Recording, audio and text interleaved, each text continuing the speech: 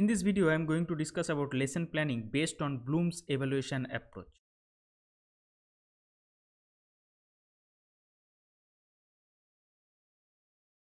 Bloom's approach is based upon the interrelationship among objectives, learning experiences, and evaluation techniques. The evaluation approach is quite popular. Bloom's evaluation approach includes later modifications made by Bloom's followers. The steps in lesson planning under this approach are content or teaching points, formulating objectives, creating learning experiences, evaluation. In creating learning experiences, there are learning aids, teachers' activity, and students' activity. Content or teaching points. In this first column of the lesson planning, the concept or the subject matter or content is written in the form of main teaching points. Formulating objectives. In this column, the instructional objectives is clear and specific behavioral terms in relation to content column is to be written. This requires the teacher to assess the entry behavior of the student so that he or she will be able to lead them towards the terminal behavior which are otherwise the learning outcomes. Creating learning experiences. After selecting and stating the specific outcomes of learning, the teacher has to plan and provide the most appropriate learning experiences that would result in the desirable changes in behavior.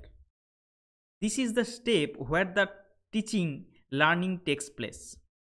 These learning experiences may be varied and different depending on the nature of the content, learner, and types of learning outcomes. This type of lesson planning forces the teacher to consider a variety of activities that are meaningful and goal-oriented. Such activities ensure greater student involvement in learning at every step and keep the student active and alert. Learning aids. In this column, different types of learning aids to be used in relation to the content and objectives are to be mentioned. Teacher's activity. In this column of the lesson planning, all the activities to be performed by the teacher corresponding to the teaching points are to be written systematically. Students' activity. In this column, all the activities to be undertaken by the students in relation to the corresponding content are to be written. Evaluation, and this is the most important step. In this column of learning design, the teacher selects suitable evaluation tools and techniques to assess the changes in behavior. Thus, evaluation becomes an integral part of teaching. As and when a learning experience is provided, its effectiveness in attaining the objectives is immediately evaluated. If the outcome is not favorable, the teacher can plan an alternative learning experiences to achieve the objectives. Merits of evaluation-based approach to lesson planning. This approach is providing for specification of instructional or learning objectives in behavioral forms, so it is easy to achieve the objectives. This approach is suitable to achieve not only cognitive objectives but also affective and psychomotor objectives. There is a horizontal link between instructional objectives, teacher-student activities, and evaluation, so it makes teaching more meaningful and systematic.